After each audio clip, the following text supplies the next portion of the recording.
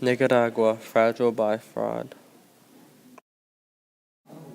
Nicaragua is the biggest city in Central America and is located between Honduras and Costa Rica, with its biggest cities being Managua, Leon, Chinandega, and Granada. Nicaragua's culture is very environmentally based. Their cuisine is filled with wholesome nutrition found all over the country, including rice, beans, plantains, and yuca. This place may be beautiful and all, but it is plagued by corruption.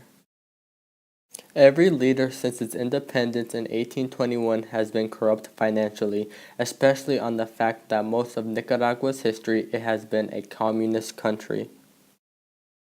Its most corrupt leader was Arnold Aleman, who served from 1997 to 2002, who stole more than $200 million from the Nicaraguan treasury. It seems as if Nicaragua has been caught in this gruesome cycle of one corrupt leader after another. Nicaragua should be movements ahead of other Latin American countries. By far it is the biggest and also has the most resources available. Nicaragua is one of the biggest suppliers of coffee and bananas in the Americas. Coffee and bananas are the two main exports of Nicaragua.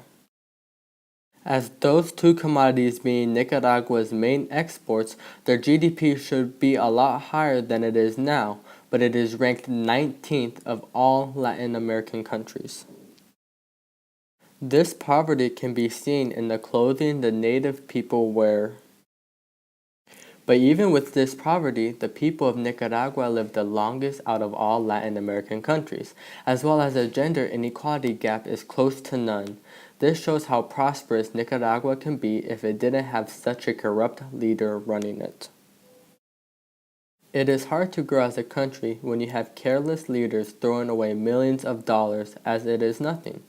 On average, Nicaraguan leaders have thrown away billions upon trillions of dollars to useless and selfish desires. But the future shouldn't be this dark for Nicaragua. As of now, one of its fastest growing services is ecotourism. This is the way out for Nicaragua to no longer be the poorest country in Latin America, but now be one of the fastest growing and innovation driven ones. Ecotourism has risen 70% in their economy in the past 7 years and is only going to grow more and more. If Nicaragua could now focus on their natural beauty instead of spending millions of dollars carelessly, they could actually grow in their infrastructure. If Nicaragua could invest their money to their roads and boating infrastructure, they could attract many tourism businesses to build resorts in Nicaragua. By doing this, more companies would help invest in Nicaragua, changing it from a periphery country to a semi-periphery country. This is the way out for Nicaragua. It is all based upon if they are willing to do it or not.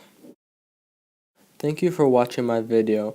Now these are some of the citations I used to gather my information for this video.